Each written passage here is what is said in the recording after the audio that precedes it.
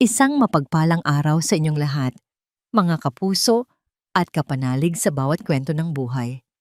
Handa na ba ang inyong mga puso para sa isang salaysay na susubok sa tibay ng isang ina at sa hangganan ng pag-ibig? Sabi nila, ang pagsilang ng isang anak ang pinakamasayang yugto sa buhay ng isang babae.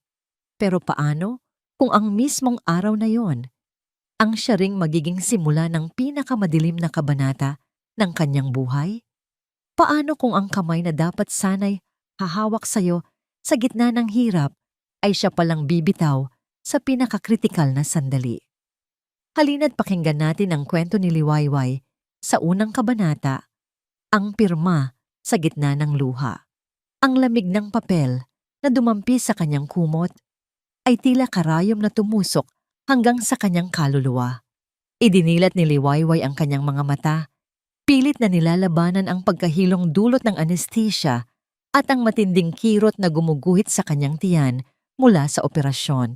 Ang amoy ng ospital, isang pinaghalong amoy ng gamot at antiseptiko, ang unang bumati sa kanyang paggising. Napakabigat ng kanyang pakiramdam.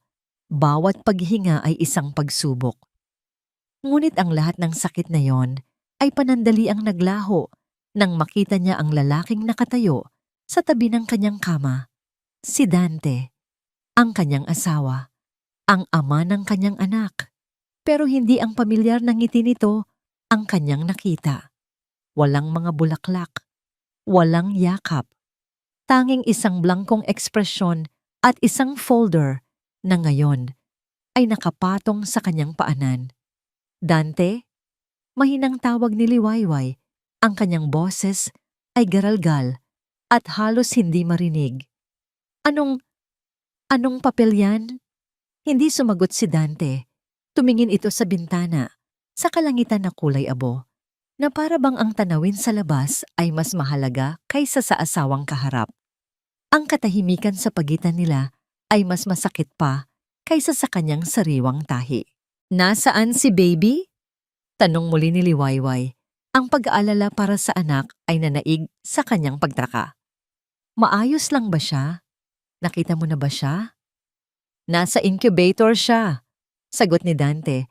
Sa wakas ay ibinaling ang tingin sa kanya, ngunit ang mga mata nito ay kasing lamig ng hangin sa kwarto. Premature, kailangan siyang bantayan. Tumango si Liwayway, isang butil ng luha ang pumatak mula sa gilid ng kanyang mata. Dapat sana ay masaya sila. Dapat sana ay magkahawak kamay nilang pinagmamasdan ang kanilang munting anghel. Ngunit heto sila, may isang pader na biglang itinayo sa pagitan nila. At ang folder, bumabalik ang kanyang tingin sa folder na yon. Dante, ano nga yan? Pagpilit niya. Huminga ng malalim si Dante, isang buntong hininga na tila puno ng pagod at pagsuko. Kinuha nito ang folder at binuksan sa kanyang harapan. Petition for annulment. Dalawang salita na bumasag sa mundo ni Liwayway nang mas mabilis pa sa isang iglap. Tinitigan niya ang mga letra, umaasang baka namamalikmata lang siya dahil sa gamot. Ngunit malinaw ang mga ito, malinaw na malinaw, tulad ng sakit na biglang sumabog sa kanyang dibdib na higit pa sa sakit ng operasyon. Ano to? Halos pabulong niyang tanong. Ang kanyang paghinga ay naging mababaw. Dante, nagbibiro ka lang, di ba? Umiling si Dante. Pirmahan mo na, Liwayway. Sa isang iglap, isang alaala ang sumilay sa kanyang isipan. Ilang buwan lang ang nakalipas sa parehong kwartong ito para sa isang check-up. Masayang hinahaplos ni Dante ang kanyang malaking tiyan. Sinag, sabi nito noon, ang mga mata ay nagniningning sa tuwa. Gusto ko, Sinag ang ipangalan natin sa kanya, Wayway, dahil siya ang magiging sinag ng pamilya natin. Sinag, ang kanilang sinag. Ngayon, ang sinag na yon ay nag-iisa sa isang kahon na salamin at ang lalaking nagbigay ng pangalang iyon ay hinihingi ang pagtatapos ng kanilang pamilya. Ginamit ni Liwayway ang lahat ng kanyang natitirang lakas upang itukod ang siko at bahagyang iangat ang sarili. Mula sa kanyang kinahihigaan, tanaw niya ang isang maliit na incubator sa kabilang dulo ng kwarto. Sa loob noon, naroon si Sinag.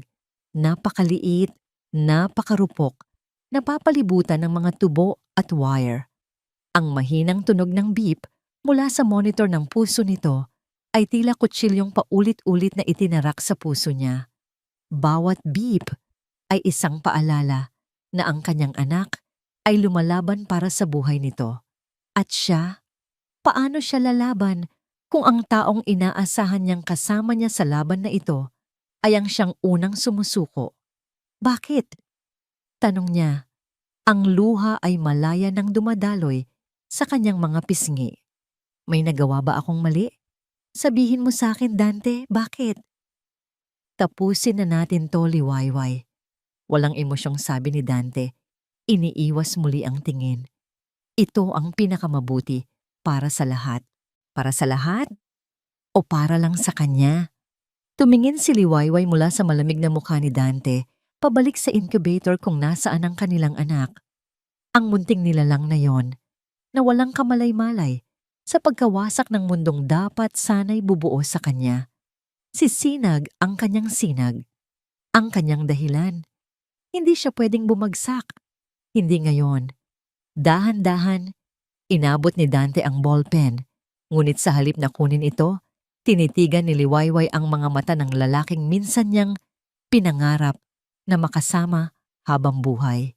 Nakita niya ang pagkailang, nakita niya ang pag-iwas, ngunit wala siyang nakitang pagmamahal. Wala na. Humugot siya ng isang malalim, nanginginig na hininga.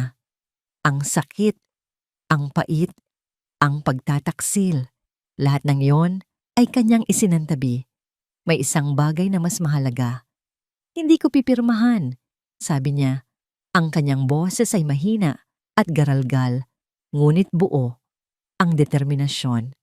Nagulat si Dante. Liwayway. Hindi ko pipirmahan, ulit niya. Mas malakas ngayon. Ang kanyang mga mata ay nakatuon na lamang sa incubator ng kanyang anak. Hindi ngayon.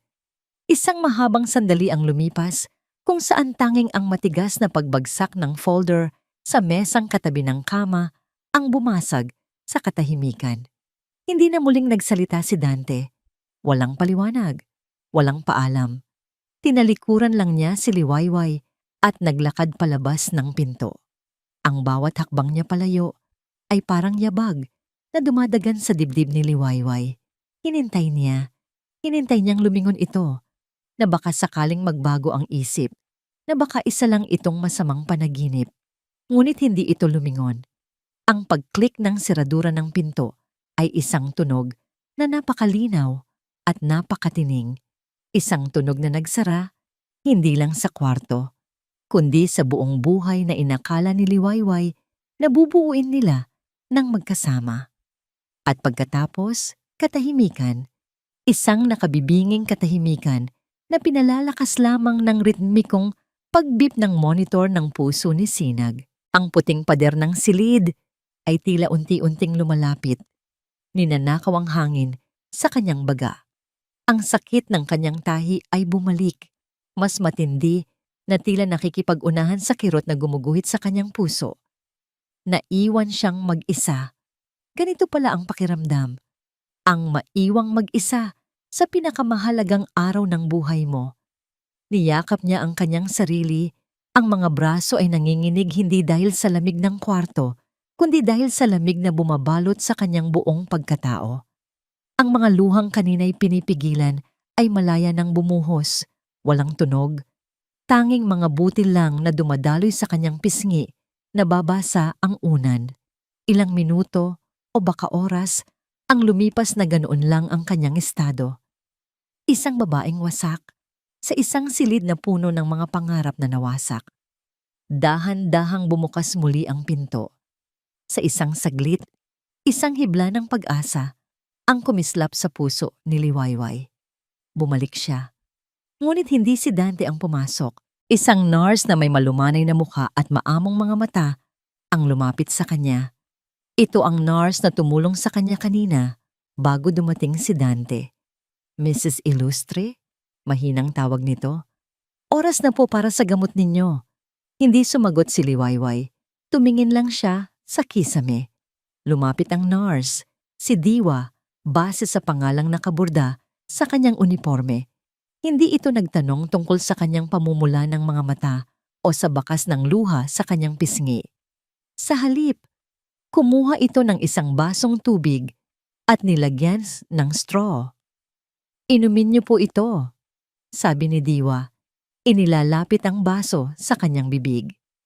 Kahit kaunti lang, para hindi po kayo ma-dehydrate. Sinunod ni Liwayway. Ang lamig ng tubig ay tila gumising sa kanyang manhid na sistema. Pagkatapos, maingat na inayos ni Diwa ang kanyang unan at kinumutan siya ng maayos. Ang simple at tahimik na mga kilos na yon ay naghatid ng isang kakatwang antas ng ginhawa, isang uri ng kalinga na hindi niya nakuha mula sa taong pinakainaasahan niya. Habang inaayos ni Diwa ang kanyang dextrose, naisip ni Liwayway na kailangan niyang may matawagan. Ang biyenan niya. Siguradong hindi nito alam ang ginawa ni Dante. Siguradong kakampihan siya nito. Nanginig ang kanyang kamay habang inaabot ang cellphone sa bedside table. Hirap na hirap siyang pindutin ang numero ng ina ni Dante. Nagring ito ng ilang beses. At sa wakas, may sumagot. Hello? Boses ng kanyang biyenan. Nanay. Nagsusumamong sabi ni Liwayway. Si Liwayway po ito. Isang sandali ng katahimikan sa kabilang linya at pagkatapos, isang malamig at matigas na boses ang kanyang narinig. Huwag ka nang tumawag dito. Click. Pinatay na nito ang tawag. Bagsak ang kamay ni Liwayway na hawak ang telepono.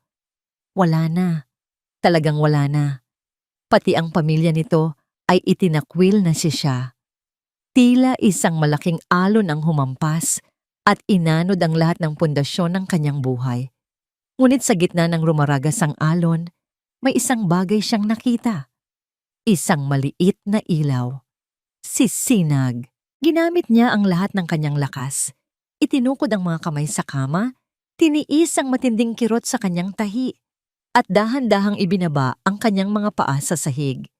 Bawat galaw ay isang impyerno ng sakit, ngunit hindi niya ito ininda. Kailangan niyang makalapit sa kanyang anak. Nang makarating siya sa incubator, ipinatong niya ang kanyang nanginginig na kamay sa salamin. Sa loob, ang kanyang munting anak ay mahimbing na natutulog. Ang dibdib ay marahang tumataas baba. Napakaliit, napakarupok. Pero lumalaban. Dito humugot ng lakas si Liwayway mula sa munting nilalang na ito na dugtong ng kanyang buhay. Dito, sa harap ng kanyang anak, gumawa siya ng isang tahimik na pangako. Hindi ako susuko, anak. Hindi kita iiwan. Kahit anong mangyari, lalaban si Mama para sa'yo. Bumalik siya sa kanyang kama na may bagong bigat at bagong determinasyon sa kanyang puso. Nang muli siyang humiga, napansin niyang hindi pa pala umaalis ang nurse. Nakatayo lang si Diwa sa isang sulok. Tahimik na nagmamasid, nagtama ang kanilang mga mata.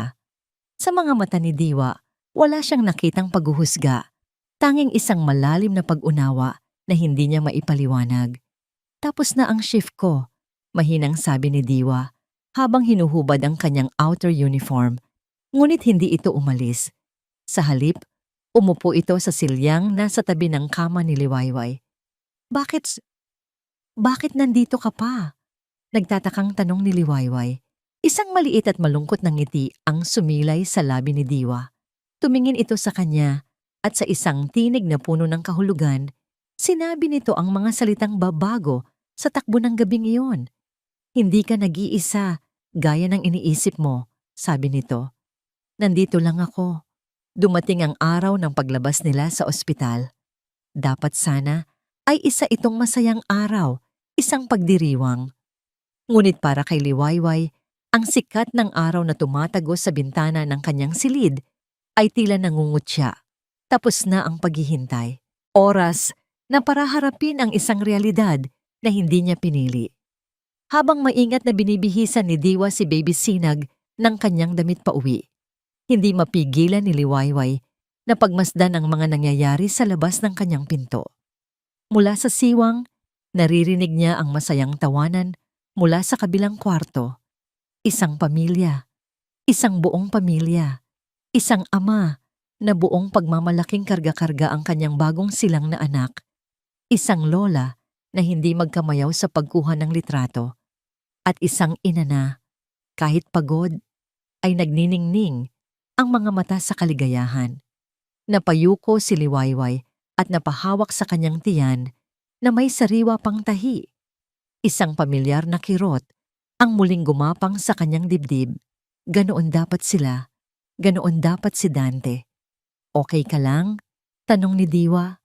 Ang boses ay puno ng pag-unawa na tila nababasa nito ang laman ng kanyang isip. Tumangulang si Liwayway. Ayaw nang magsalita pa at baka muling bumagsak ang kanyang luha. Walang Dante na dumating. Walang biyenan. Walang kahit isang kamag-anak mula sa panig ng kanyang asawa. Ang tanging kasama niya sa paglabas ay si Diwa. Isang estranghero na sa loob ng ilang araw ay naging kanyang anino, kanyang tagapag-alaga, kanyang tanging karamay. Si Diwa ang bumuhat sa gamit ni Sinag. Si Diwa ang tumulak sa kanyang wheelchair palabas ng ospital. Si Diwa ang maingat na naglagay kay Sinag sa baby carrier bago sila sumakay sa taxi. Sa buong biyahe pa uwi, walang nagsalita. Si Liwayway ay nakatingin lang sa labas ng bintana, pinagmamasdan ang mga gusali at mga taong nagdaraan na tila mga multo. Ang bawat kanto, bawat pamilyar na daan ay nagpapaalala sa kanya ng mga masasayang alaala nila ni Dante. Dito sila kumain noong unang anibersaryo nila. Sa parkeng yun, sila unang nag-date. Sa simbahan na yun, sila nangakong magsasama habang buhay. Lahat ng pangako ay napako. Nang huminto ang taxi, sa harap ng kanilang inuupahang apartment, isang matinding kabog ang naramdaman ni Liwayway. Ang lugar na dati niyang tinuring na kanilang tahanan ay tila isa na ngayong dayuhang lugar. Tinulungan siya ni Diwa na makapasok sa loob. At nang isara nito ang pinto, ang katahimikan ang sumalubong sa kanila. Isang nakabibinging katahimikan. Wala na ang malakas na tawa ni Dante habang nanonood ng basketball. Wala na ang tunog ng gitara nito tuwing hapon. Wala na ang amoy ng paborito nitong kape. Ang hangin sa loob ay tila hindi gumagalaw. May manipis na alikabok na sa ibabaw ng kanilang mga muebles. Ang tahanang ito na iniwan niya ng puno ng pag-asa ay isa na ngayong malamig at walang buhay na espasyo. Ihahatid ko lang si Sinag sa kwarto niya, sabi ni Diwa, para basagin ang katahimikan. Sumunod si Liwayway. Dahan-dahan siyang naglakad papunta sa kanilang silid-tulugan. Bawat hakbang ay mabigat. May kung anong takot siyang nararamdaman. Isang pag-aatubili na buksan ang pintong iyon. Pagpihit niya sa seradura at pagtulak sa pinto. Ang kanyang mga mata ay agad na napako sa isang bagay. Ang kanilang aparador. Nanginginig ang kanyang kamay habang lumalapit dito. Inabot niya ang handle ng pinto sa kanang bahagi, ang bahagi ni Dante. Huminga siya ng malalim at binuksan ito. Kalahati ng aparador ay wala ng laman. Nakatunganga lang si Liwayway, nakatitig sa mga bakanting hanger na tila mga kalansay na nakabitin. Wala na ang mga paboritong polo ni Dante. Ang mga t-shirt, ang mga maong. Wala na rin ang sapatos nito sa ilalim. Tanging isang nalimutang kurbata ang naiwan, nakasabit na parang isang paalala sa isang buhay na hindi na babalik. Ito na yon, ang pisikal na katibayan, ang huling pako sa ataol ng kanilang pagsasama. Hindi ito panaginip, hindi ito isang away na maaayos pa. Totoo ito. Iniwan na siya. Isinara niya ang aparador. Sa ibabaw nito ay ang kanilang wedding picture, nakalagay sa isang silver na frame. Ang masayang mga mukha nila, nakangiti sa kamera, puno ng mga pangarap. Kinuha niya ito. Tinitigan ang mukha ni Dante, ang lalaking pinangakuan niya ng walang hanggan. Ang lalaking sumira sa pangakong yon. Ang pighati sa kanyang dibdib ay biglang nag-apoy at naging galit. Galit hindi lang para kay Dante, kundi para sa kanyang sarili, sa pagiging bulag, sa pagiging kampante. Doon, sa gitna ng malamig na silid, sa harap ng walang lamang aparador, gumawa siya ng isang desisyon. Itinaas niya ang litrato, nanginginig, at pagkatapos, sa isang malakas na puwersa, pinunit niya ito sa gitna. Ang tunog ng napupunit na papel ay tila isang sigaw na hindi niya mailabas.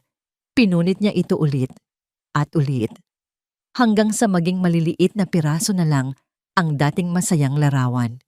Binitawan niya ang mga piraso. Nahulog ang mga ito sa sahig na parang mga tuyong dahon sa taglagas. Kasabay ng pagbagsak ng mga piraso ay ang pagtulo ng kanyang mga huling luha ng pighati. Ngunit nang iangat niya ang kanyang mukha, ang kanyang mga mata ay hindi na puno ng kalungkutan.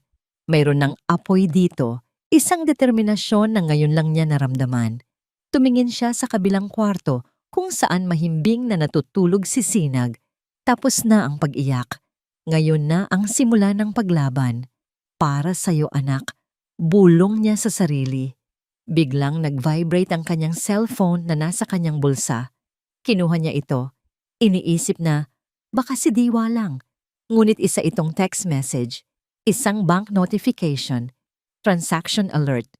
A withdrawal of PHP 1 yung 50,000 pesos was made from your joint savings account 20344567890. Your new remaining balance is PHP 259.35. Ang halimuyak ng mamahaling pabango at bagong lutong pagkain ang bumalot sa hangin.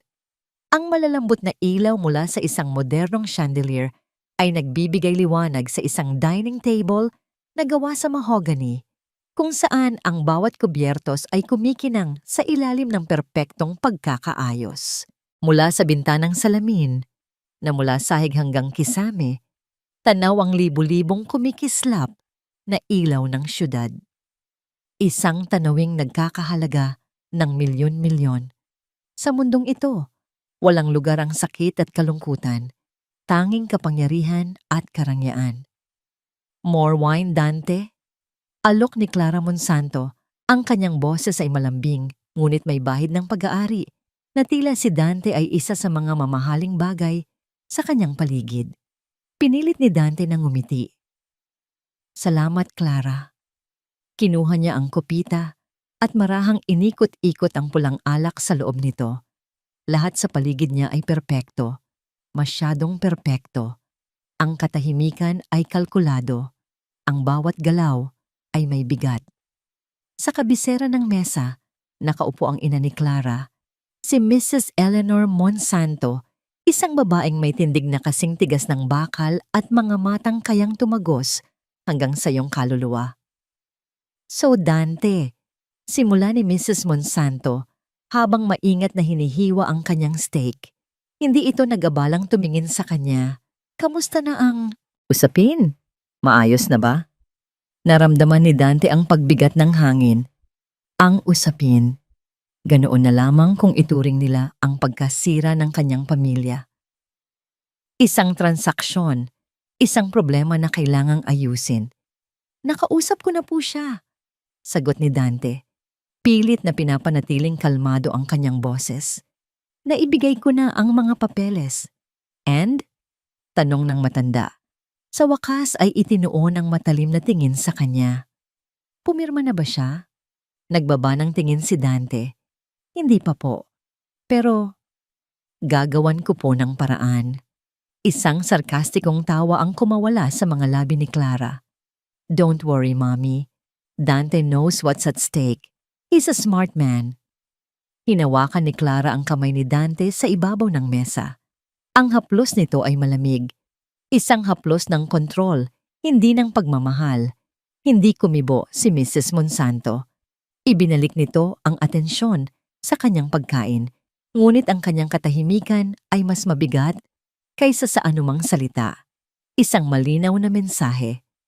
Huwag mo akong bibiguin. Ang mahalaga, nandito ka na, mahal. Malambing na sabi ni Clara, "Ito na ang bagong simula natin, ang bagong buhay mo." Ngumiti muli si Dante, ngunit hindi umabot sa kanyang mga mata. Bagong buhay. Ito ba talaga ang buhay na pinangarap niya? Ang maging isang tau-tauhan sa isang hapagkainan kung saan ang bawat salita ay may nakatagong banta. Nang gabing iyon, hindi siya makatulog. Habang mahimbing na natutulog si Clara sa kanyang tabi, dahan-dahang bumangon si Dante at nagtungo sa balkonahe ng malawak na penthouse unit. Ang malamig na hangin ng gabi ay dumampi sa kanyang balat. Kinuha niya ang kanyang cellphone mula sa bulsa ng kanyang pantalon. Nanginginig ang kanyang mga daliri habang binubuksan ang gallery. At doon, nakita niya ang mga litrato. Ang litrato ni Liwayway noong una nitong nalaman na buntis ito. Ang mga mata ay puno ng luha ng kaligayahan. Ang litrato nila, habang binubuo ang kuna ni Sinag, ang mukha ni Dante ay puno ng pintura, pero ang tawa nilang dalawa ay abot langit. At ang pinakahuling litrato, isang stolen shot na kinunan niya ilang linggo lang bago ito manganak, natutulog ng mahimbing, ang isang kamay ay nakahawak sa tiyan na tila pinoprotektahan ang kanilang munting pangarap. Isang mainit na likido ang pumatak sa screen ng kanyang telepono. Luha. Ang unang luhang pumatak mula nang gawin niya ang desisyong sumira sa kanilang lahat.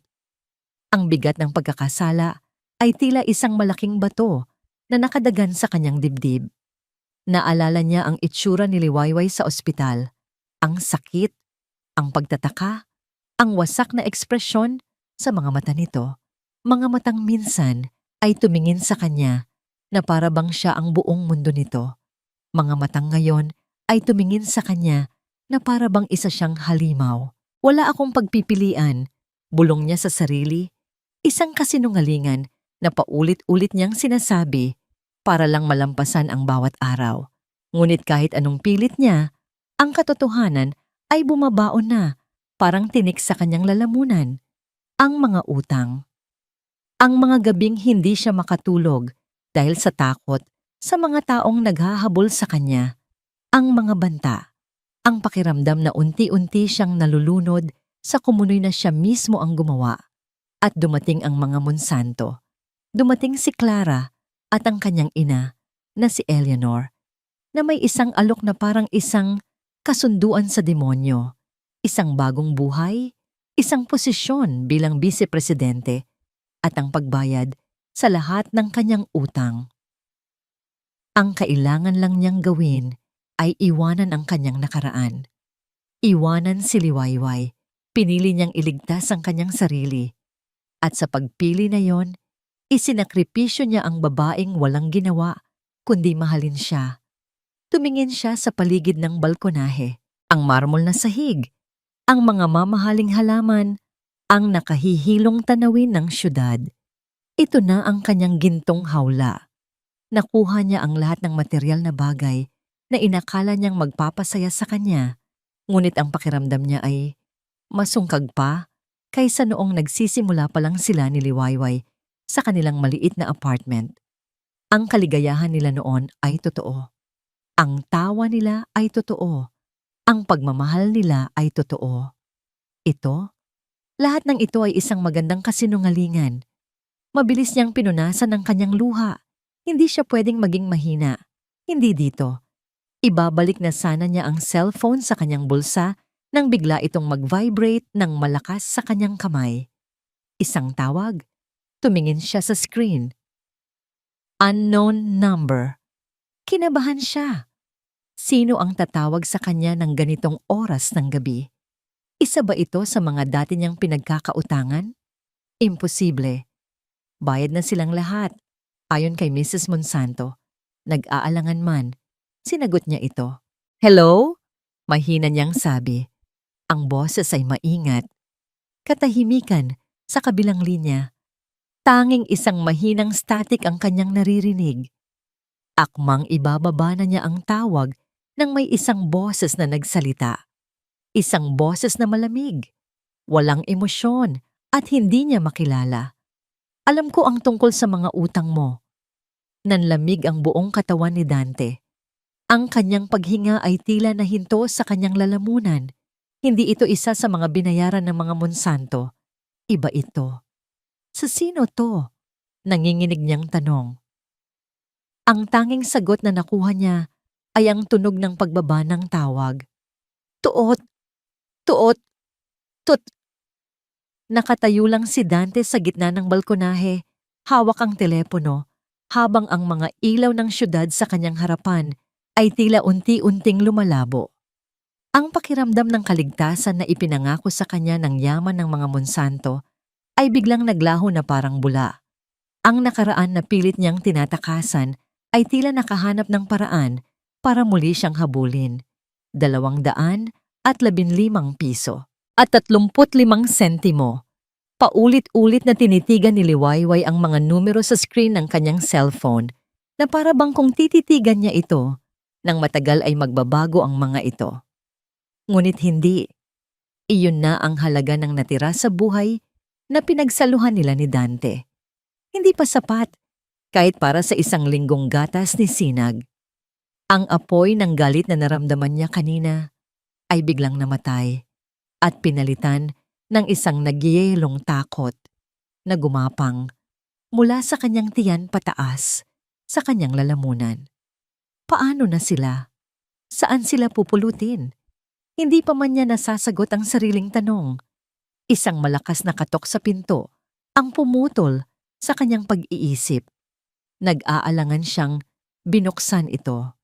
Ang landlady pala nila, si Aling Martha, isang babaeng karaniwan namang nakangiti, ngunit ngayon ay balisa ang muka. Liwayway, iha. Panimula nito, iniiwasan ng kanyang mga mata. Pasensya ka na sa abala. Kailangan ko lang kayong makausap. Tungkol po saan, Aling Martha? Huminga ng malalim ang matanda. Yung bayad niyo sa upa. 2 buwan na kayong delayed. Alam mo naman kailangan ko rin ng pera. Kung hindi kayo makakabayad sa loob ng 1 linggo? Huminto ito, na tila ayaw ituloy ang sasabihin. Kailangan niyo nang umalis. Ang mga salitang yon ay parang isang malakas na sampal. Hindi lang pala pera ang kinuha sa kanya ni Dante. Kinuha rin nito ang bubong na sumisilong na kanilang mag-ina. Wala siyang naisagot. Tumango na lang siya na parang isang robot at dahan-dahang isinara ang pinto. Napasandal siya dito at ang kanyang mga tuhod ay tuluyan ng nanghina. Napaupo siya sa sahig, ang katawan ay nanginginig sa bigat ng lahat. Wala na talaga. Sa gitna ng kanyang pagkasira ng loob, narinig niya ang mahinang pag-unggot ni Sinag mula sa kwarto. Isang paalala, isang tawag. Pinunasan niya ang kanyang mga luha. Tumayo siya. Hindi pwedeng dito magtapos. May isang tao siyang matatakbuhan, ang tanging taong naging sandalan niya. Kinuha niya ang cellphone at tinawagan si Diwa. Hindi nagtagal, dumating si Diwa. Dala-dala ang ilang supot ng pagkain at gamit para kay Sinag. Nang makita nito ang itsura ni Liwayway at ang eviction notice na nakapatong sa mesa, hindi na ito nagtanong pa. Niyakap na lang nito si Liwayway ng mahigpit. Hahanap tayo ng paraan, bulong ni Diwa. Hindi kita pababayaan. At sa mga sumunod na araw, tinupad ni Diwa ang pangakong yon. Hindi lang ito nagpahiram sa kanya ng pera para may panggastos sila. Tinulungan din siya nitong maghanap ng isang maliit na kwarto na kaya ng kanyang budget. Ang pag-iimpake ay isang mabagal at masakit na proseso. Ang bawat gamit na kanyang inilalagay sa kahon ay may kaakibat na alaala. Ang mga una na sabay nilang pinili, ang mga picture frame, ang mga mumurahing souvenir mula sa kanilang mga lakad. Tinatanggalan niya ng balat ang kanyang nakaraan, piraso bawat piraso. Ang bago nilang tirahan ay isang maliit na kwarto sa isang compound, malayo sa dati nilang apartment. Amoy lupa ang sahig at masikip ang espasyo, ngunit ito na ang kanilang kanlungan. Habang inaayos nila ang iilang gamit na kanilang nadala, hindi mapigilan ni Liwayway na makaramdam ng kaunting pag-asa. Mahirap, pero kaya nila. Magsisimula silang muli. Isang hapon, Habang naglalabas sa labas ng kanilang kwarto, isang pamilyar na boses ang tumawag sa kanya. Wayway, si Aling Nena, ang dati nilang kapitbahay na mahilig sa tsismis. Aling Nena, kayo po pala, sabi ni Liwayway, pilit nang ngumingiti. Dito ka na pala nakatira ngayon. Nako, balita ko sa dati nating lugar. Kung ano-ano ang pinagsasabi ng biyenan mo. Dire-diretsong sabi nito. Kinabahan si Liwayway. Ano po ang sinasabi niya? Naku iha, nakakahiyamang sabihin, sabi ng matanda na lalong lumapit. Ang sabi ba naman, kaya daw kayo naghiwalay ni Dante ay dahil may lalaki ka daw. Nahuli ka daw niya. Kaya daw wala kang mukhang maiharap sa kanila. Parang isang bombang sumabog sa pandinig ni Liwayway ang mga salitang yon. Hindi na lang siya iniwan. Hindi na lang siya ninakawan. Ngayon, sinisira pa nila ang kanyang pagkatao. Ang kasinungalingan ay napakabigat, napakarumi. Ito pala ang kanilang plano. Ang palabasin na siya ang may kasalanan sa lahat. Nagpasalamat siya kay Aling Nena at mabilis na pumasok sa kanyang kwarto. Ang galit ay muling nag-alab sa kanyang puso. Isang galit na malinis at matuwid. Hindi siya papayag na tapak-tapakan nila ang kanyang dignidad. Kinagabihan, hindi siya natulog. Gamit ang perang hiniram kay Diwa, bumili siya ng malaking palanggana, sabon, at iba pang gamit. Kinausap niya ang mga kapitbahay sa compound. Tinanggap niya ang kanilang mga labahin. Kinabukasan, habang natutulog si Sinag, sinimulan niya ang kanyang unang trabaho. Nagkuskus siya ng mga damit hanggang sa mamula ang kanyang mga kamay. Nagsampay, nagtupi. Kasabay nito, nagsimula rin siyang magluto ng mga ulam na pwede niyang ibenta online. Adobong manok, menudo. Pinost niya ito sa kanyang lumang social media account. Sa una iilan lang ang umorder, ngunit hindi siya sumuko. Bawat piso na kanyang kinikita ay isang maliit na tagumpay. Isang patunay na kaya niyang tumayo sa sarili niyang mga paa. Bawat patak ng pawis niya ay isang paglaban sa mga kasinungalingan nila. Isang gabi, pagod na pagod mula sa maghapong trabaho, habang yakap-yakap si Sinag, nakatanggap siya ng isang tawag. Isang delivery rider. Ma'am Liwayway Ilustre, may package po kayo. Nagtaka siya. Wala naman siyang inaasahang padala. Nang lumabas siya, isang malaking brown na sobre ang iniabot sa kanya. Puno ng kaba, binuksan niya ito sa loob ng kanyang kwarto. Hinila niya ang makapal na papel mula sa loob. Ang mga mata niya ay nanlaki sa kanyang nabasa. Republic of the Philippines Regional Trial Court Summons. Sa ilalim nito, nakasulat ang pangalan niya bilang respondent sa isang kaso. At sa ibaba, ang pangalan ng petitioner, Dante Hangin Cruz, at ang dahilan ng petisyon, adultery and petition for sole custody. Nabitawan niya ang papel.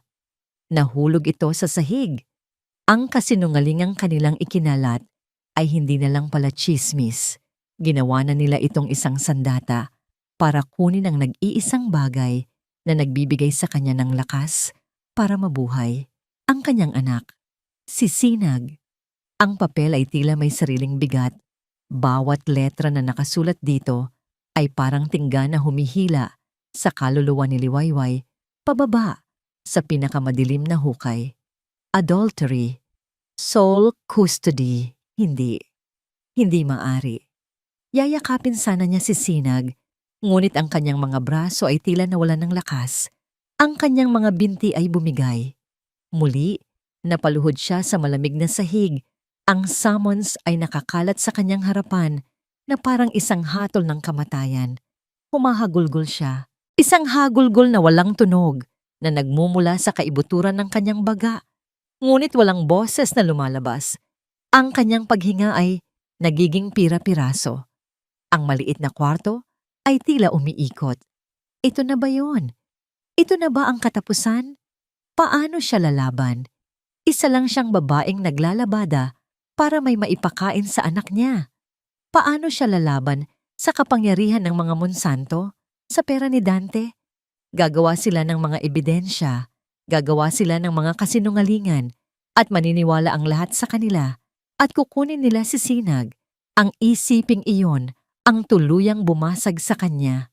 Hindi, ungol niya na pasabunot sa sariling buhok. Wag ang anak ko. Parang awa niyo na. Wag ang anak ko. Sa gitna ng kanyang pagkasira, bumukas ang pinto. Si Diwa. May dala itong maliit na bag ng gamot para kay Sinag. Ngunit natigilan ito nang makita ang anyo ni Liwayway sa sahig. Liwayway, anong nangyari? Nag-aalalang tanong ni Diwa. Mabilis na lumapit at lumuhod sa tabi niya. Hindi makasagot si Liwayway. Itinuro lang niya ang nakakalat na papel sa sahig. Ang kanyang kamay ay nanginginig na parang isang dahon. Pinulot ni Diwa ang mga papel. Habang binabasa nito ang laman, nakita ni Liwayway ang pagbabago sa mukha ng kaibigan. Ang pag-aalala ay napalitan ng isang malamig na galit. Kukunin nila si Sinag. Humihikbing sabi ni Liwayway, niyakap ang mga tuhod. Wala akong laban, Diwa. Wala akong pera. Wala akong kapangyarihan. Paano ko siya ipagtatanggol? Paano? Hinawakan ni Diwa ang kanyang mga balikat, ngunit hindi siya nagsalita. Tumingin lang ito sa kanya. Ang mga mata ay puno ng isang emosyon na hindi pa niya nakita dati. Isang emosyon na tila galing sa isang malalim at masakit na pinaghuhugutan. Naiintindihan ko ang takot mo, Liwayway. Mahinang sabi ni Diwa, ang boses ay seryoso. Higit pa sa inaakala mo. Umupo si Diwa sa sahig, kaharap niya. May sasabihin ako sa'yo. Isang bagay na wala pang nakakaalam. Huminga ito ng malalim. Hindi ako palaging isang nurse. Tumingala si Liwayway. Ang kanyang mga mata ay namamaga sa pag-iyak. Dati akong isang mamamahayag. Isang investigative journalist. Pagpapatuloy ni Diwa. Magaling ako sa trabaho ko. Binabangga ko ang mga makapangyarihan. Inilalabas ko ang mga tinatagong katotohanan. Iyon ang buhay ko. Nagkaroon ng isang malayong tingin sa mga mata ni Diwa. Isang tingin na puno ng pait. Pero isang araw, nawala ang lahat. Nagkaroon ako ng anak, ang panganay ko. Isang babae, pero mahina ang kanyang puso. Ipinanganak siyang may komplikasyon. At isang gabi, sa gitna ng isang malaking istoryang tinatrabaho ko, kinailangan niya ako. Pero wala ako roon. Huli na nang makarating ako sa ospital. Isang butil ng luha ang pumatak mula sa mata ni Diwa, ngunit mabilis niya itong pinunasan. Iniwan ko ang pagsusulat. Sinisi ko ang trabaho ko. Sinisi ko ang sarili ko. Pumasok ako sa nursing school. Naisip ko kung hindi ko nailigtas ang sarili kong anak. Marahil ay maililigtas ko ang mga anak ng iba. Iyon ang naging parusa at penitensya ko. Nakatitig lang si Liwayway, hindi makapaniwala sa kanyang naririnig. Ang babaeng ito, na puno ng kabaitan at pag-aaruga, ay may itinatagong ganitong bigat ng nakaraan. At pagkatapos, isang bagay ang nagbago. Ang malumanay na anyo ni Diwa ay unti-unting naglaho. Ang kanyang mga balikat ay tumuwid. Ang kanyang mga mata, na dati maamo, ay tumalim na parang isang agila. Ang nurse na nag-aalaga ay nawala. At ang humalili ay isang babaeng matapang at handa sa laban. Nang makita kita sa ospital, Liwayway, sabi ni Diwa, ang boses ay matatag at puno ng apoy. Nakita ko ang sarili ko. Nakita ko ang isang ina na handang gawin ang lahat para sa kanyang anak. At nakita ko rin ang isang sistema na handang durugin ang mga tulad natin. Tumingin ito ng diretso sa kanyang mga mata. Tapos na ang pagiging biktima mo. Tapos na ang pag-iyak. Gusto nilang maglaro ng marumi? Isang mapanganib na ngiti ang sumilay sa labi ni Diwa. Ipapakita natin sa kanila kung ano ang itsura ng giyera. Tumayo si Diwa at kinuha ang kanyang backpack. Mula sa loob, inilabas nito ang isang laptop. Binuksan niya ito sa maliit na mesa. Mabilis ang pagtipa ng kanyang mga daliri sa keyboard. Hindi tayo lalaban sa korte nila. Hindi pa ngayon, sabi ni Diwa na hindi inaalis ang tingin sa screen. Lalaban tayo sa korte ng opinyon ng publiko. Doon, pantay ang laban. Iniharap niya ang laptop kay Liwayway. Nasa screen ang isang draft ng isang artikulo, isang website para sa anonymous na pamamahayag.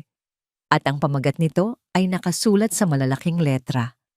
Ang ina, ang premature na sanggol, at ang annulment papers sa kama ng ospital. Ang kwentong hindi na isasalaysay. Nanlaki ang mga mata ni Liwayway. Ang kanyang puso ay nagsimulang tumibok ng mabilis. Ngunit sa pagkakataong ito, hindi dahil sa takot, dahil sa pag-asa. Tumingin si Diwa sa kanya. Ang mga mata ay nagliliyab sa determinasyon. Ito ang unang bala natin, Liwayway, sabi niya. Pero kailangan ko ang basbas mo. Kapag pinindot ko ang publish, wala nang atrasan. Itinaas niya ang kanyang daliri sa ibabaw ng enter key. Handa ka na ba? Nakatitig si Liwayway sa daliri ni Diwa na nakapatong sa enter key. Ang buong mundo niya ay tila huminto sa pag-ikot, naghihintay sa isang pagpindot na babago sa lahat. Ang takot ay naroon pa rin, isang malamig na kaba sa kanyang sikmura. Ngunit sa ibabaw nito, may isang bagong damdamin na umuusbong, katapangan. Tumingin siya kay Sinag na mahimbing na natutulog, walang kamalay-malay sa digmaang isasalang para sa kanya. At pagkatapos, tumingin siya kay Diwa, ang babaeng ipinadala ng tadhana. Tumango siya, isang mabagal ngunit desididong pagtango. Handa na ako. Isang matatag na ngiti ang sumilay sa labi ni Diwa at pinindot niya ito. Click! Sa unang ilang segundo, katahimikan lang. Tanging ang ugong ng lumang bentilador at ang pag-beep ng laptop ang maririnig. Tila walang nangyari. At pagkatapos, nagsimula ito. Isang notification, isang comment. Nakakaiyak naman to. Kapit lang, nanay. Sinundan ito ng isa pa at isa pa. Biglang bumukas ang gripo. 10 shares, 20, 50, 100. Ang refresh button ay tila sasabog sa bawat pagpindot ni Diwa. Ang bilang ng mga reaksyon ay umakyat mula daan-daan patungong libo-libo sa loob lang ng ilang minuto. Diyos ko! Bulong ni Liwayway, napatakip sa kanyang bibig. Ang mga mata ay nanlalaki sa pagkamangha. Ang artikulo ay parang isang apoy na mabilis kumalat sa tuyong damuhan ng social media. Ang mga salita, ang kanyang sakit, ang kanyang kwento ay nabuhay at nagkaroon ng sariling lakas. Ang mga tao ay nagagalit para sa kanya. Nakikisimpatya sa kanya. Ipinaglalaban siya. Hindi na lang siya si Liwayway Ilustre, ang iniwang asawa. Siya na ngayon ang simbolo ng bawat inang inabuso, ng bawat babaeng tinapakan ng dignidad. Nagsimulang umulan ng mga komento mula sa ibang mga ina. Naranasan ko rin yan. Iniwan ako ng asawa ko noong 7 buwan ng pagbubuntis ko. Ipinagpalit din ako sa mas mayaman. Hanggang ngayon, hindi sinusustentuhan ang anak namin. Huwag kang susuko, ate. Ipaglaban mo ang anak mo. Kakampi mo kami. Ang kanyang kwento ay naging kanilang kwento. Ang kanyang sigaw ay naging kanilang sigaw. Sa unang pagkakataon sa loob ng napakatagal na panahon, naramdaman ni Liwayway na hindi siya nag-iisa. Ang luha na pumatak sa kanyang mga pisngi ngayon ay hindi na luha ng pighati, kundi luha ng pasasalamat. Niyakap niya si Diwa na tahimik lang na nakangiti sa kanyang tabi. At sa gitna ng libu-libong mensahe, isang email ang namukod-tangi. Galing ito sa isang kilalang human rights lawyer. Miss Ilustre, nabasa ko po ang inyong kwento. Nakahandog po ang aming law firm na tulungan kayo, pro bono. Ang laban niyo po ay laban para sa karapatan ng bawat ina. Mangyaring makipag-ugnayan po kayo sa amin. Samantala, sa isang malamig at naka-aircon na opisina sa tuktok ng isang gusali sa Makati, hindi pa alam ni Dante ang paparating na bagyo. Abala siya sa pag-aaral ng mga dokumento para sa isang emergency board meeting. Ito na ang kanyang pagkakataon para patunayan ang sarili sa mga Monsanto. Ngunit napansin niya ang kakaibang katahimikan sa paligid. Ang mga kasamahan niyang dati bumabati sa kanya ay umiiwas ngayon ng tingin. May mga nagbubulungan sa water cooler. Biglang pumasok ang kanyang executive assistant. Ang muka ay namumutla.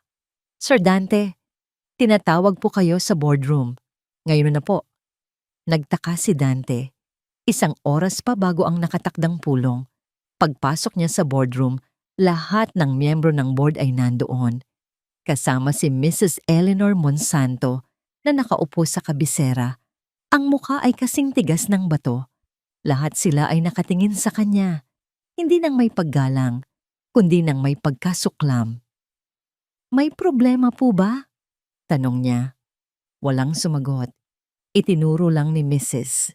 Monsanto ang malaking screen sa pader. At doon, nakita ni Dante ang artikulo.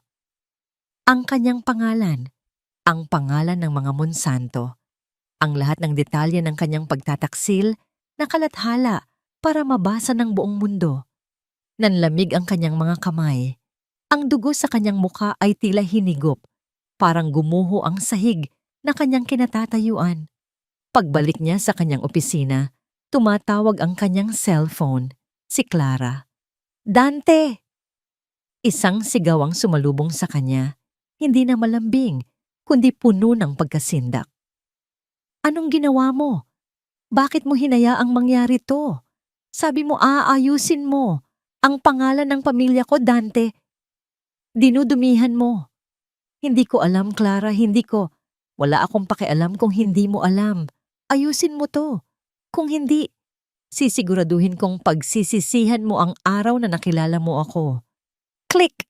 Ibinaba na nito ang tawag. Napaupo si Dante sa kanyang mamahaling leather na upuan, ngunit hindi niya naramdaman ang lambot nito. Tinitigan niya ang kanyang refleksyon sa salamin ng bintana. Isang lalaking nakasuot ng damit na nagkakahalaga ng 6 na numero, ngunit ang itsura ay parang isang basahan. Ang gintong hawla na kanyang pinasok ay biglang nagsara. Ang mga rehas nito, na dati gawa sa oportunidad at karangyaan, ay naging mga bakal ng kahihiyan at paninisi. Ang kanyang telepono ay walang tigil sa pag-vibrate. Mga mensahe mula sa mga kaibigan, mga tawag mula sa mga kamag-anak, mga notification mula sa social media. Bawat isa ay tila isang batong ipinupukol sa kanya. Walang kwentang ama. Karma is real, Dante Cruz. #Justice for Liwayway, ang hashtag. Mayroon ng hashtag, ang pader na maingat niyang itinayo para pagtaguan ng kanyang konsensya ay tuluyan ng gumuho. Ang lahat ng kasinungalingan, lahat ng pag-iwas, lahat ng pagdadahilan, lahat ay inanod ng isang rumaragasang agos ng katotohanan na hindi niya kayang pigilan. Pinatay niya ang kanyang cellphone. Isinubsob niya ang kanyang muka sa kanyang mga kamay. Sa katahimikan ng kanyang marangyang opisina, ang tanging naririnig niya ay ang malakas na kabog ng sarili niyang dibdib at ang mga salita ni Liwayway na umuulit-ulit sa kanyang isipan. Bakit, Dante? Bakit? Ngayon, sa gitna ng pagguho ng kanyang bagong gawang mundo, nagsisimula na siyang magkaroon ng sagot. At ang sagot na yon ay isang bagay na hindi niya kayang harapin. Sa maliit na kwarto sa kabilang dako ng syudad, magkayakap pa rin si Liwayway at Diwa. Ang bagyo ay nagsisimula pa lang at alam nilang mas magiging marahas pa ito. Biglang tumunog ang cellphone ni Liwayway. Isang numero na hindi pamilyar, ngunit hindi ito nakablock. Kinakabahan, sinagot niya ito. Isinignal kay Diwa na makinig. "Hello?" Katahimikan sa kabilang linya. At pagkatapos, isang boses na matigas, malamig, at puno ng hindi maikakailang kapangyarihan. "Miss Liwayway Ilustre?" Ang boses ay hindi kay Dante, Ito ay boses ng isang babae, isang matandang babae. Sa sino po sila? Hindi na mahalaga kung sino ako, sabi ng boses. Makinig kang mabuti. Itigil mo ang kahibangang ito. Burahin mo ang post na yan. Kung hindi, huminto ang babae na tila pinipili ang kanyang mga salita na parang mga patalim. Pagsisisihan mo ito. Ang boses sa kabilang linya ay nawala na. Ngunit ang lamig nito ay nanatili, bumalot sa maliit na kwarto na parang isang makamandag na hamog, si Mrs. Monsanto. Sigurado si Liwayway na iyon ang matriarka ng pamilyang sumisira sa kanya. Ang banta ay hindi nakatago. Ito ay direkta, matalas, at walang duda na may kakayahan itong tuparin. Hayaan mo siya, sabi ni Diwa. Ang kanyang muka ay seryoso, ngunit matatag. Ingay lang yan. Nagpapanik na sila dahil tinatamaan na natin sila kung saan masakit sa kanilang reputasyon.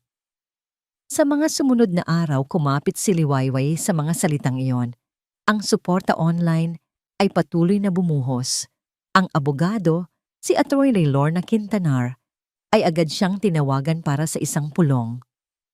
Sa unang pagkakataon, naramdaman ni Liwayway na mayroon siyang tunay na sandata. Ngunit ang kapangyarihan ng mga Monsanto ay parang isang dambuhalang pugita. Ang mga galamay nito ay kayang umabot sa bawat sulok ng kanyang buhay. At nagsimula na itong manakal. Unang dumating ang ganti sa larangan ng batas. Sa opisina ni Atty. Quintanar, ipinakita sa kanya ang mga ebidensya na isinumite ng kampo ni Dante. Ito, Liwayway, ay kailangan mong paghandaan. Sabi ng abogada, ang kanyang boses ay kalmado, ngunit may babala. Inilatag niya sa mesa ang isang litrato. Nasa litrato si Liwayway, nakangiti habang may isang lalaking nakaakbay sa kanya sa loob ng isang bar. Ang lalaki ay hindi niya kilala. Ang damit na suot niya ay pamilyar, ngunit sigurado siyang hindi siya kailanman nagpunta sa ganoong lugar panang buntis. Photoshop, mahinang sabi ni Liwayway. Ang kanyang tiyan ay tila nagkalaman ng yelo. Ang pagkagawa ay napakalinis. Kung hindi niya alam ang katotohanan, marahil ay maniniwala rin siya. Sunod na inilatag ng abogada ang printout ng mga text messages, mga mensahe na di umano'y galing sa kanya para sa parehong lalaki sa litrato. Puno ito ng mga malalanding salita, mga planong magkita, mga detalye ng kanilang relasyon. Bastos! Nanginginig na sabi ni Liwayway, nandidiri sa bawat salitang nababasa. Hindi ito totoo. Hindi ako ganitong klase ng tao. Alam ko, sabi ni Atty. Quintanar. At alam din nating kaya nilang gumawa ng ganitong mga bagay. Ngunit sa mata ng korte, Liwayway, ito ay isang mabigat na ebidensya. Kailangan nating patunayan na ito ay peke at hindi yun magiging madali. Lumabas si Liwayway sa opisina ng abogada na may bigat sa kanyang dibdib. Hindi na lang ito simpleng kasinungalingan. Ito ay isang masusing operasyon para sirain siya ng buo. Ang pangalawang ganti ay tumama kung saan siya nakatira. Isang gabi, muling kumatok sa kanyang pinto ang kanyang landlady, si Aling Martha. Ang mukha nito ay puno ng pagkakasala at takot. Iha, pasensya na. Nanginginig ang boses ng matanda. Kailangan nyo nang umalis. Bukas na bukas din. Po? Pero Aling Martha, nagbabayad naman po ako galing sa tulong ni Diwa. Sabi niyo po? May tumawag sa akin, Liwayway. Putol nito, ang boses ay halos pabulong. Isang lalaki. Alam niya kung saan nag-aaral ang mga apo ko. Sinabi niya na kung hindi ko kayo paaalisin, may masamang mangyayari. Iha, parang awa mo na. Ayoko ng gulo. Humanap na lang kayo ng ibang lugar. Hindi na nakipagtalo pa si Liwayway. Paano niya sisisihin ang isang matandang natatakot para sa kanyang pamilya? Ito ang kapangyarihan ng mga Monsanto. Ang gamitin ang takot bilang armas. Ang huling ganti ay sumakal sa kanyang munting kabuhayan. Ang mga order para sa kanyang lutong bahay ay biglang huminto. Ang iilang suki niya ay nag-text, nagsasabing pasensya na, pero hindi na muna sila o-order. Sabay-sabay, kalkulado. Nang gabing iyon, matapos mag-impake ng kanilang iilang gamit sa mga kahon at supot, binuhat ni Liwayway si Sinag. Inilabas niya ang kanilang mga gamit sa eskinita. Wala silang mapupuntahan. Gabi na. Malamig ang hangin. Nakatayo siya sa gilid ng kalsada, sa ilalim ng isang nag-iisang poste ng ilaw na aandap-andap.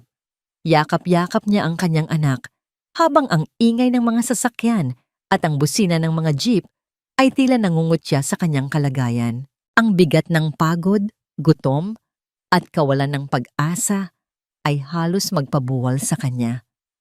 Tama ba itong ginawa ko? Tanong niya sa sarili. Dapat ba ay nanahimik na lang ako? Tumingin siya sa natutulog na mukha ni Sinag. Ang inosenteng mukha nito ang kanyang naging sagot. Hindi. Hinding-hindi siya nagsisisi na ipinaglaban niya ito. Kinuha niya ang kanyang cellphone para sana tawagan si Diwa at sabihing wala na silang matutuluyan nang biglang mag-ring ito. Si Diwa ang tumatawag. Isang buntong hininga ng ginhawa ang kanyang pinakawalan. Ngunit ang boses na narinig niya sa kabilang linya ay hindi kalmado. Ito ay nagmamadali at puno ng takot. Liwayway, nasaan ka? Nasa labas kami, Diwa. Pinalayas kami. Papunta na sana. Huwag kang pupunta dito. Mabilis na putol ni Diwa ang kanyang paghinga ay mabigat. Liwayway, nalaman nila kung sino ako. May nagmamanman sa bahay ko. Click. Ibinaba na ni Diwa ang tawag. Nakatayo si Liwayway sa ilalim ng aandap-andap na ilaw ng poste. Hawak ang cellphone na ngayon ay parang isang piraso ng yelo sa kanyang palad.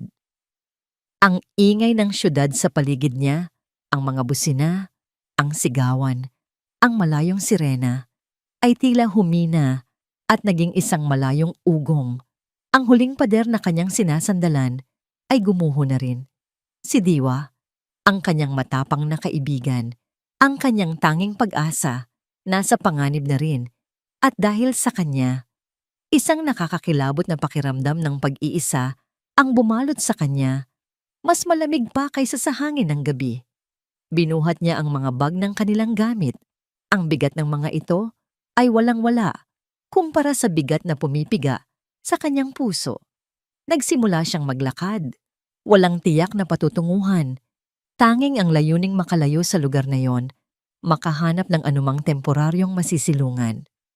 Habang naglalakad, bumalik sa kanyang isipan ang huli nilang pag-uusap ni Attorney Quintanar kaninang umaga. Ang mga salita ng abogada ay umalingaw-ngaw sa kanyang isipan na parang isang hatol. Ang mga ebidensya nila, kahit peke, ay propesyonal ang pagkagawa. Liwayway. Sabi nito, ang mukha ay seryoso, habang tinititigan ang mga pekeng litrato at text messages. Sa ganitong laban, kung saan pera at kapangyarihan ang kalaban, kailangan natin ng isang himala, isang matibay na ebidensya na hindi nila kayang pabulaanan. Kung wala iyon, magiging isang napakahirap na akyatin ang bundok na ito. Isang himala. Saan siya hahanap ng himala sa gitna ng impyernong ito? Sinubukan niyang tawagan muli si Diwa. At muli. At muli. Ngunit hindi na ito sumasagot. Diretso na lang ito sa voicemail. Ang katahimikan sa kabilang linya ay mas nakakatakot pa kaysa sa mga banta ng mga Monsanto. Ibig sabihin, nagtatago na si Diwa. O isang isiping hindi niya kayang buuin sa kanyang isip, baka may nangyari ng masama dito. Kasalanan ko ito, sabi ng isang tinig sa kanyang ulo. Dinamay ko pa siya. Sa wakas, nakakita siya ng isang maliit at mumurahing motel na bukas pa. Ginamit niya ang natitirang pera na iniwan sa kanya ni Diwa para makakuha ng isang kwarto para sa magdamag. Ang kwarto ay masikip at amoy luma. May isang kama na lumulundo sa gitna at isang bumbilyang halos wala nang ibigay na liwanag. Ibinaba niya ang kanilang mga gamit at maingat na inihiga si Sinag sa kama. Pagod na siya.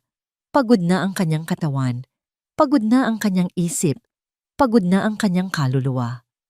Pumasok siya sa maliit na banyo at humarap sa salamin na may lamat. Ang babaeng nakatingin pabalik sa kanya ay hindi na niya halos makilala. Ang kanyang mga mata ay lubog at walang buhay, napapalibutan ng maitim na bilog. Ang kanyang mukha ay payat at namumutla.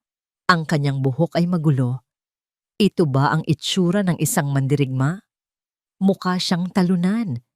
Mukha siyang isang basahan na ipinahid sa lahat ng dumi ng mundo. Saan ako nagkamali? Tanong niya sa kanyang refleksyon. Ang ipaglaban ng katotohanan? Ang ipaglaban ng anak ko? Kung ang resulta nito ay ito, kung ang resulta ay ang pagiging palaboy namin ng anak ko sa gitna ng gabi, kung ang resulta ay ang pagkapahamak ng nag-iisang taong tumulong sa akin, sulit pa ba? Sumandal siya sa lababo. Ang kanyang mga kamay ay nanginginig. Napatingin siya sa sahig. Ang lahat ng pinto ay sarado na. Ang mga pader ay papalapit na. Wala na siyang matatatakbuhan. Baka nga mas mabuti pang sumuko na lang. Ibigay na lang ang gusto nila. Baka sakaling sa ganoong paraan, tigilan na nila si Diwa. Baka sakaling sa ganoong paraan, mabigyan niya si Sinag ng isang buhay na hindi puno ng pagtatago at takot. Kahit pa sa piling ng isang amang hindi siya tunay na minahal. Ang isiping iyon ay isang asido na tumunaw sa kanyang puso. Ngunit sa puntong ito, ano pa bang pagpipilian niya? Natalo na siya. Lumabas siya ng banyo, ang bigat ng pagsuko ay nakadagan sa kanyang mga balikat. Humiga siya sa tabi ni Sinag na mahimbing pa ring natutulog. Pinagmasdan niya ang perpektong mukha ng kanyang anak, ang mahahabang pilik mata, ang maliit na ilong, ang bahagyang nakaawang na mga labi. Ang munting nilalang na ito, ang kanyang mundo, ang kanyang lakas, ang kanyang dahilan. At dahil dito, dahil sa pagmamahal niya rito, kailangan niyang gawin ang pinakamasakit na bagay. Ang bumitaw. Niyakap niya ang kanyang anak, isiniksik ang kanyang mukha sa munting dibdib nito, at humagulhol ng walang tunog. Iyon na ang pinakamadilim na sandali ng kanyang buhay. Ang sandali kung kailan ang lahat ng pag-asa ay tuluyan ng naglaho. Kinaumagahan, bago pa man sumikat ang araw, naghahanda na siyang tawagan si Atty. Quintanar para sabihing susuko na siya. Nag-iimpake na siya ng kanilang iilang gamit nang may kumatok sa pinto. Hindi ito isang malakas na katok, isang marahan, halos nag-aalangang pagkatok. Natigilan si Liwayway. Sino ang nakakaalam na narito sila? Puno ng takot, dahan-dahan siyang lumapit sa pinto. Sino yan? Walang sumagot. Sa halip, isang bagay ang isinuksok sa siwang sa ilalim ng pinto. Isang plain brown envelope. Walang pangalan. Walang anumang marka. Naghintay siya.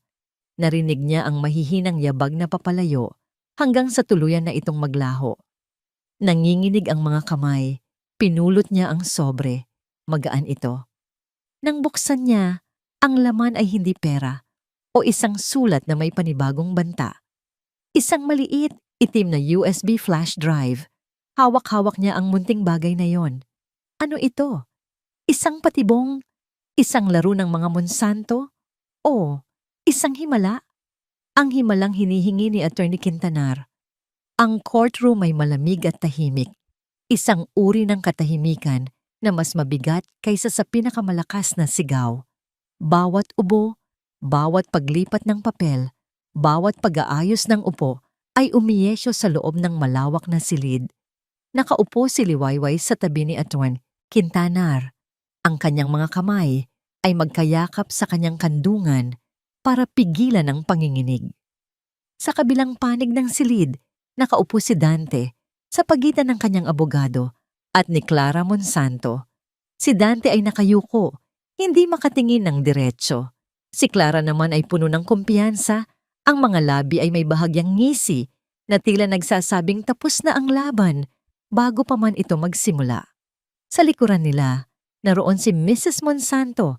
Ang muka ay isang maskara ng walang emosyon, ngunit ang mga mata ay matalim na nakatutok kay Liwayway.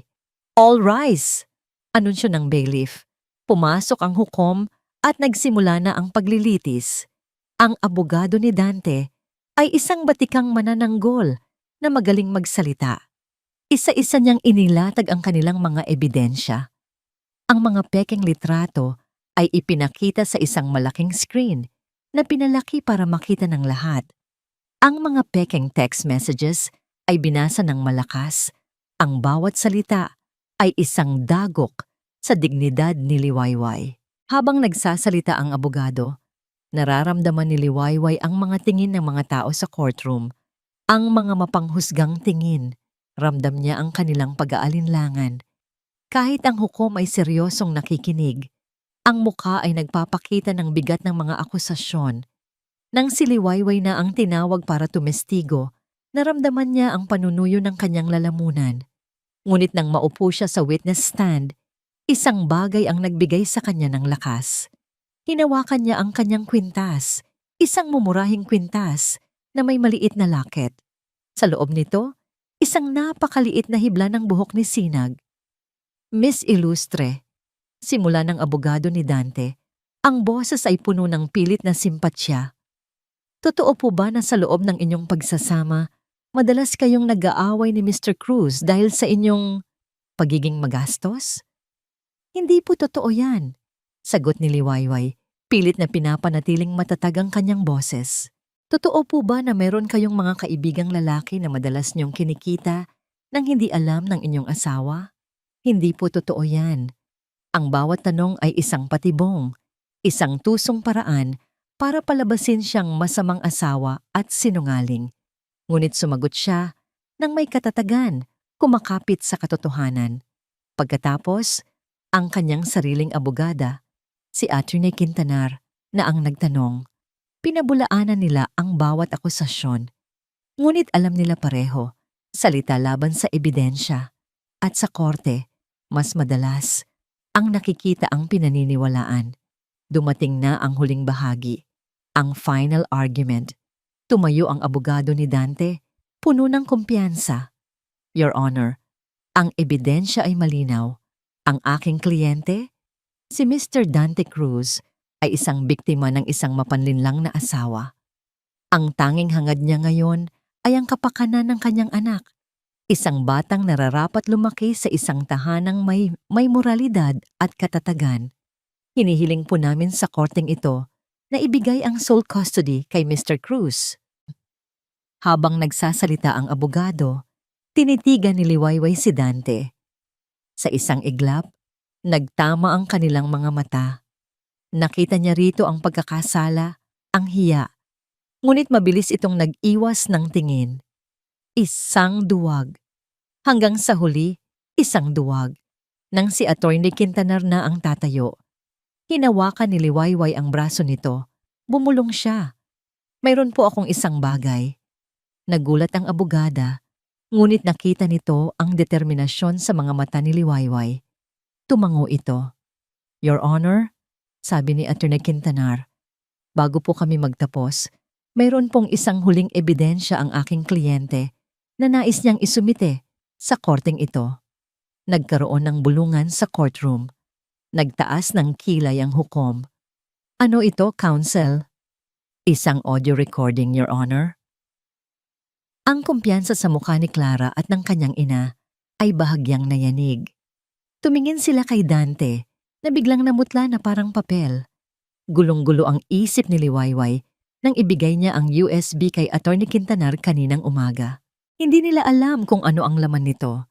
Isang malaking sugal. Ngunit wala nang ibang pagpipilian. Isinaksak ng court clerk ang USB sa sound system ng courtroom. Isang sandali ng katahimikan. At pagkatapos, isang boses ang umalingaw-ngaw. Boses ni Mrs. Monsanto. Siguraduhin mo lang, Dante, na wala nang magiging problema sa annulment na yan. Ang pamilyang ito ay hindi pwedeng madungisan ng anumang iskandalo. Boses ni Dante. Oo po, Ma'am Eleanor. Ginagawa ko na po ang lahat. Pero ayaw pa rin niyang pumirma. Boses ni Mrs. Monsanto. Kung ayaw, pilitin mo. Ano ba ang silbi ng mga utang mo sa sugal na binayaran namin kung hindi ka rin naman pala marunong sumunod? Ang kasunduan ay kasunduan. Pakasalan mo si Clara, iwanan mo ang babaeng yon, at ang posisyon bilang VP ay sayo. Simple lang, hindi ba? Isang nakabibinging katahimikan ang bumalot sa buong courtroom. Ang lahat ng hangin ay tila hinigop palabas ng silid. Si Clara ay napanganga, ang mukha ay hindi na maipinta. Si Dante naman ay nakayuko, ang mga balikat ay nanginginig, tuluyan ng gumuho. Ngunit ang pinakakasiya siyang tanawin para kay Liwayway ay ang mukha ni Mrs. Eleanor Monsanto. Sa unang pagkakataon, ang maskara nito ay nabasag. Ang kanyang mga mata ay nanlalaki sa gulat at galit. Ang kanyang anyo ng kapangyarihan ay naglaho at ang natira ay isang babaeng nahuli sa sarili niyang bitag. Ang abogado ni Dante ay hindi makapagsalita, nakatunganga lang na parang isang estatwa. Tumingin ang hukom mula sa speaker, papunta sa namumutlang mukha ni na Dante at Mrs. Monsanto at sa wakas kay Liwayway. Sa unang pagkakataon, nakita ni Liwayway ang isang bagay sa mga mata ng hukom na hindi niya nakita kanina. Paggalang. The court will take a brief recess. Anunsyo ng hukom. Ang boses ay matigas na parang bakal. Nang tumayo ang lahat, tila wala sa sarili si Liwayway. Nanginginig ang kanyang mga tuhod. Ngunit sa pagkakataong ito, hindi dahil sa takot. Paglabas niya sa pinto ng courtroom para hintayin ang desisyon, may isang pamilyar na tao siyang nakita. Nakasandal sa pader sa di kalayuan. Medyo payat. May suot na salamin at sombrero na tila nagtatago. Ngunit ang nangiti nito ay hindi maipagkakaila. Si Diwa. Lumapit ito sa kanya. Hindi sila nagyapusan. Hindi sila nagsalitaan. Tumingin lang ito sa kanya. At sa isang mahinang boses na sila lang ang nakakarinig, sinabi nito ang mga salitang matagal nang gustong marinig ni Liwayway. Sinabi ko sa'yo, sabi ni Diwa, ang mga mata ay nangingilid sa luha ng tagumpay. Hindi ka nag-iisa. Ang desisyon ng korte ay mabilis at walang kinikilingan. Ang petisyon ni Dante para sa annulment at sole custody ay ibinasura. Bukod pa roon, inatasan ng hukom ang prosekusyon na magbukas ng investigasyon laban sa pamilya Monsanto para sa perjury at paninirang puri. Ang tagumpay ay higit pa sa inaasahan ni Liwayway. Ito ay hustisya. Ang balita ay sumabog na parang isang bombang nuklear sa media. Sa pagkakataong ito, hindi na lang ito chismis sa social media, kundi pangunahing balita sa telebisyon at mga pahayagan. Monsanto Empire, gumuho dahil sa isang recording. Ang pagbangon ng isang ina, kwento ng katatagan ni Liwayway Ilustre. Ang kahihiyan para sa mga Monsanto ay lubusan at hindi maibabalik. Ang kanilang stock market ay bumagsak. Ang mga kasosyo sa negosyo ay nagsimulang umatras. Ang pangalang pinaghirapan nilang itayo sa loob ng maraming henerasyon ay nawasak sa isang iglap dahil sa kanilang kayabangan at kalupitan. Si Dante, na itinuring na isang kasangkapan at pagkatapos ay isang pabigat, ay ang unang tinanggal. Tinanggalan siya ng posisyon, ng mamahaling apartment, ng lahat ng benepisyo. Itinapon siya na parang isang basahan, pabalik sa buhay na mas masahol pa kaysa sa dati. Dala-dala ang isang mantsa sa kanyang pangalan na hindi na kailanman mabubura. Ngunit para kay Liwayway, ang mga balitang yon ay malayong ingay na lamang. Ang kanyang mundo ay hindi na umiikot sa paghihiganti. Umiikot na ito sa pagbangon. Dahil sa kanyang kwento, dumagsa ang tulong mula sa iba't ibang sektor. Ang law firm ni Atty. Quintanar ay tumulong sa kanya na makakuha ng sustento para kay Sinag. Ang mga taong naantig sa kanyang kwento ay nag-organisa ng isang online fund drive. Ang mga ina na dati nagbibigay lamang ng suporta sa comment section ay personal nang nag-abot ng tulong. Sa tulong ni Diwa, na ngayon ay malaya ng kumilos, at sa perang nalikom mula sa mga donasyon, isang pangarap ang nabuo. Hindi lang isang pangarap para sa kanyang sarili, kundi para sa iba pang mga babaeng tulad niya. Makalipas ang ilang buwan, sa isang maliit ngunit maaliwalas na bahay sa isang tahimik na subdibisyon, isang maliit na pagtitipon ang naganap. Sa harapan ng bahay, isang simpleng karatula na gawa sa kahoy ang nakasabit. Bahay Hiraya. Ito na ang bagong simula.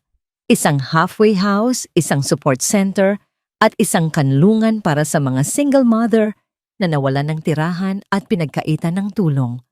Ang sala ay puno ng tawanan at ng mga kwentuhan. Ilang mga ina na may karga-kargang mga anak ang masayang naghahanda ng pagkain sa kusina. Sa isang sulok, isang volunteer na abogado ang nagbibigay ng libreng legal na payo. Si Liwayway, na ngayon ay may bagong kislap sa kanyang mga mata at isang tunay na ngiti sa kanyang mga labi, ay abala sa pag-aasikaso sa kanyang mga bisita. Liwayway! Tawag ni Diwa mula sa may hardin. Lumabas si Liwayway at nakita ang kanyang kaibigan na nakaupo sa isang bench, pinagmamasdan ang mga batang naglalaro sa damuhan. Kabilang doon si Sinag, na ngayon ay isa ng malusog, at Bibong, isang taong gulang na sanggol. Masayang tumatawa habang sinusubukang abutin ang isang paru-paro. Umupo si Liwayway sa tabi ni Diwa. Salamat, mahinang sabi ni Liwayway, isang salitang hindi sapat para ipahayag ang lahat ng kanyang pasasalamat. Ngumiti si Diwa. Huwag kang magpasalamat sa akin. Tingnan mo ang ginawa mo. Itinuro nito ang buong paligid.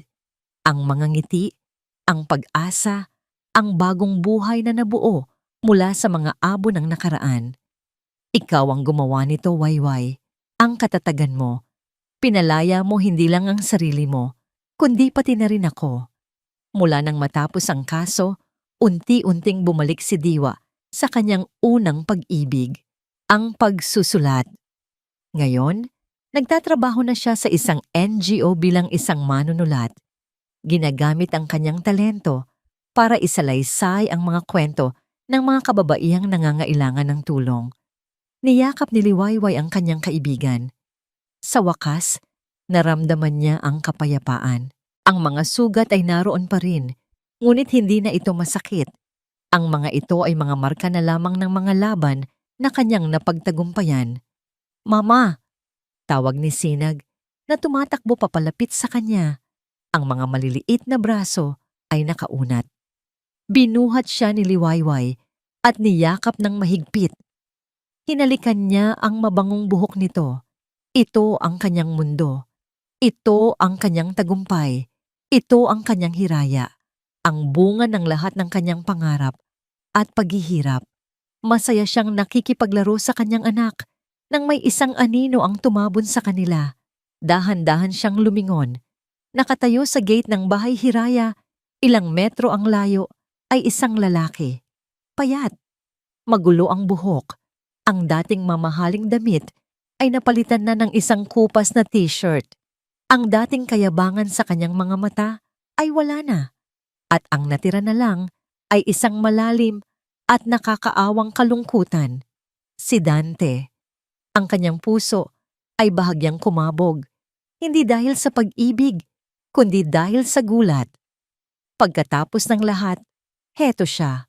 Ang hangin ay tila huminto sa pag-ihip. Ang tawanan ng mga bata sa hardin ay tila humina at naging isang malayong ugong. Tanging ang mga mata ni Liwayway at Dante ang nagtagpo. Bumubuo ng isang tulay sa pagitan ng dalawang magkaibang mundo. Ang nakaraan na puno ng sakit at ang kasalukuyan na puno ng paghilom. Dahan-dahang lumakad papalapit si Dante. Bawat hakbang ay tila mabigat, na parang pasan niya ang lahat ng pagkakamali ng mundo. Huminto siya ilang talampakan mula kay Liwayway. Ang kanyang mga mata ay hindi maalis sa bata na nasa bisig nito. Siya na ba si Sinag? Tanong ni Dante. Ang boses ay garalgal at halos hindi marinig, puno ng 1 taon ng pinagsisisihan. Tumango si Liwayway. Hindi siya nagsalita. Hinintay niya. Ang laki na niya, sabi ni Dante. Isang mapait na ngiti ang sumilay sa kanyang labi. Kamukha mo siya. Ang mga mata ni Dante ay nangingilid sa luha. Liwayway. Wayway. Wala akong ibang sasabihin kundi patawad. Nagsusumamo ang kanyang boses. Alam kong huli na ang lahat. Alam kong walang kapatawaran ang ginawa ko. Pero kailangan kong sabihin sa'yo, mula nang mawala ang lahat, ang posisyon, ang pera, si Clara. Doon ko lang naintindihan. Wala pala sa kanila ang halaga. Ang lahat ng hinahanap ko, nasa sayo na pala. Nasa pamilya na dapat sana ay binuo natin. Tinitigan niya ang mukha ni Dante. Ang dating guwapong mukha na minsan niyang sinamba ay puno na ngayon ng mga guhit ng pagod at pagdurusa. Wala na siyang naramdamang galit, wala na ring pait, tanging isang malalim na awa. Pinatawad na kita, Dante. Mahinang sabi ni Liwayway. Nagulat si Dante. Tumingala ito. Ang mga mata ay puno ng hindi makapaniwalang pag-asa. Di talaga?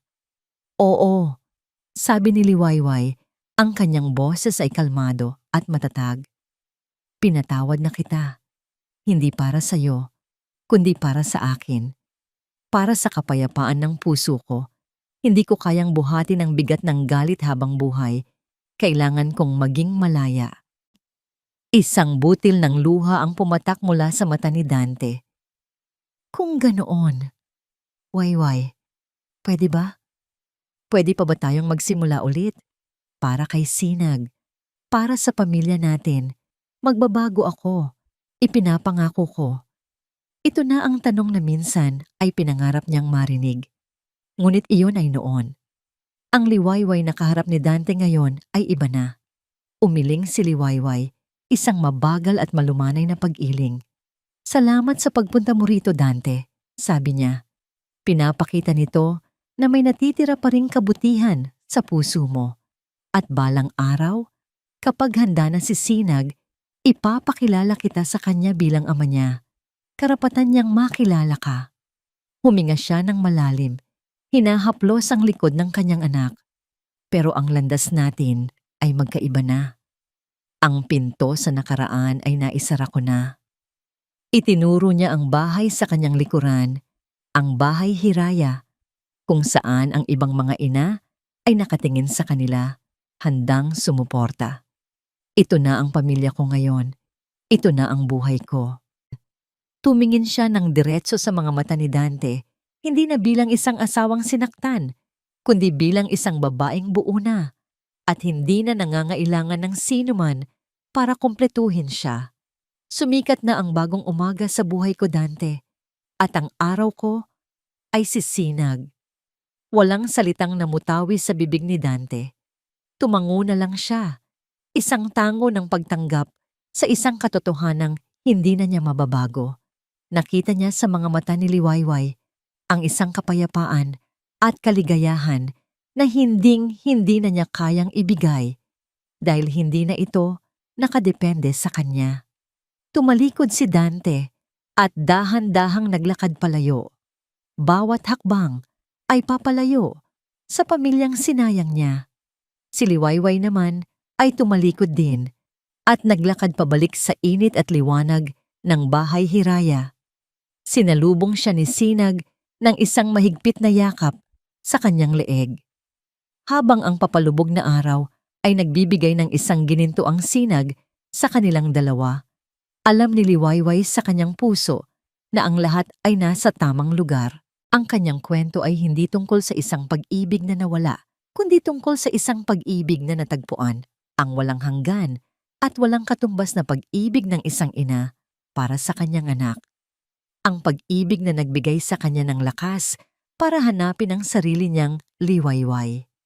At dito po nagtatapos ang kwento ni Liwayway, isang kwento ng sakit, pagbangon, at walang kapantay na pagmamahal.